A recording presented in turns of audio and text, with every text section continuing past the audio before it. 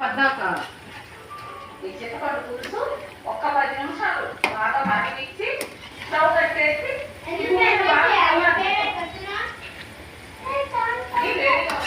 ఉసిరికాయ పచ్చడి బాగా చల్లగా చల్లారిపోవాలన్నమాట. పులుసు 10 నిమిషాలు చాలంగా ఉండాలి. మీద చింపుకుంటాయి, కొంచెం జాగ్రత్తగా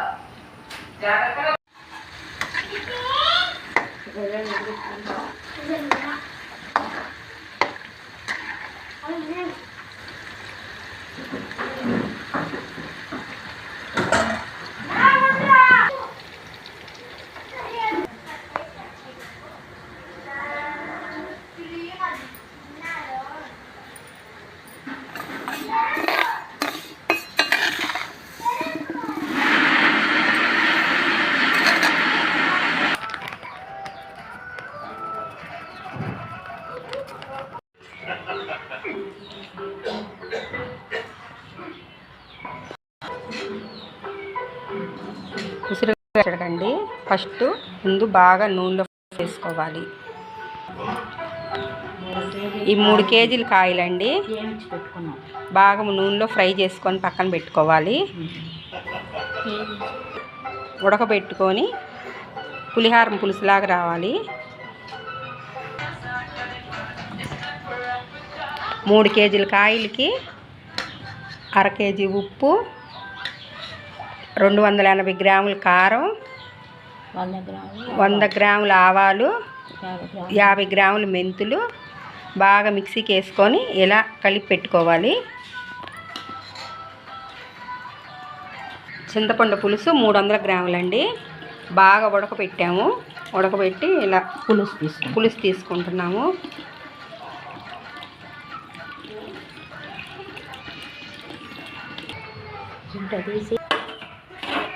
ఇట్లా ఉండాలి ఫ్రెండ్స్. పులిహారం పులుసులాగా బాగా ఫస్ట్ మామూలు ఉడకబెట్టాము. మళ్ళీ తర్వాత ఉడకబెట్టినాక మళ్ళీ వడేసాము. వడేసి మళ్ళీ ఇట్లాగా ఇంకొంచెం సేపు ఉడకనిస్తే అది బాగా దగ్గరకు వచ్చింది.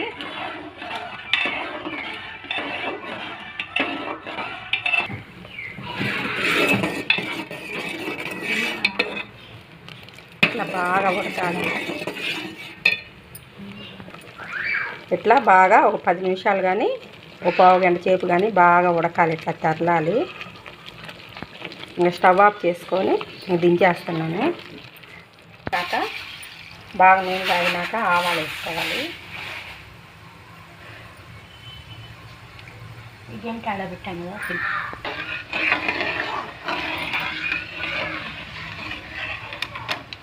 ఆవాలు బాగా ఫ్రై అయినాక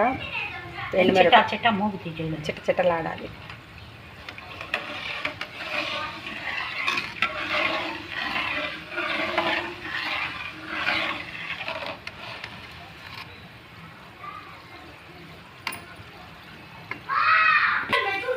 ఇప్పుడు ఎండుమిరగాయలు యాడ్ చేసుకోవాలి.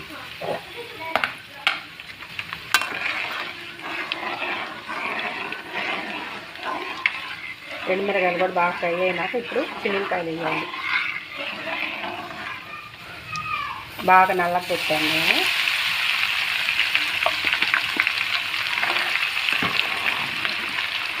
గ్రాములు 200 గ్రాములు చిన్నికాయలు. 3 కేజీలకి 200 గ్రాముల చిన్నికాయలు. ఇది బాగా ఫ్రై అవ్వాలి.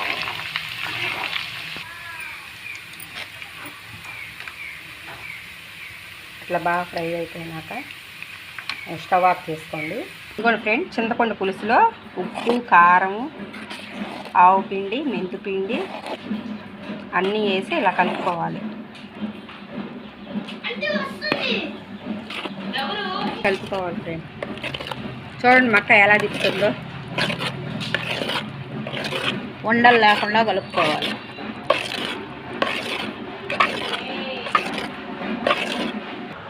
ఇందాక వేసింది కూడా ఇట్టాగా.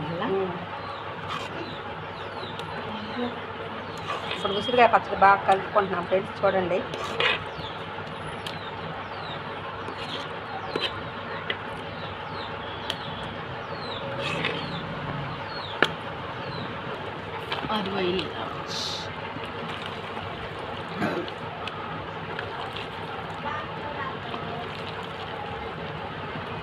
ఇట్లే బాగా కలపండి ఫ్రెండ్. మక్కాయ చూడండి ఎట్లా కలుపుతుందో. కలుపుకో అంత దగ్గర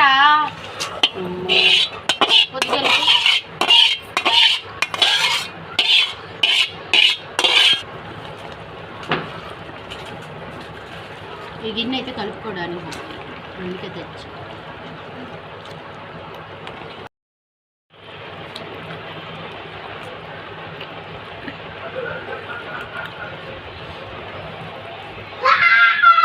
నేను కేజీ నూనె వేసాను. ఇట్లా బాగా కలుపుకోండి. నేను తాలింపులో కానీ వేపినంతకు కానీ కేజీ ఫ్రెండ్స్ నేను కేజీ ఆయిల్ వేసాను.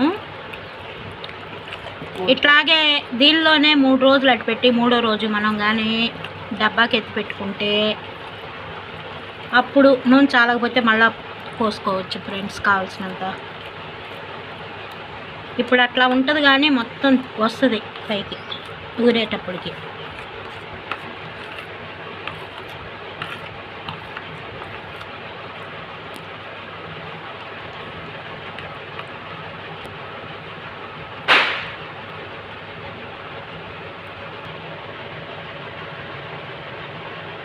ఉసిరికాయ పచ్చడి రెడీ అయిపోయింది బాగా.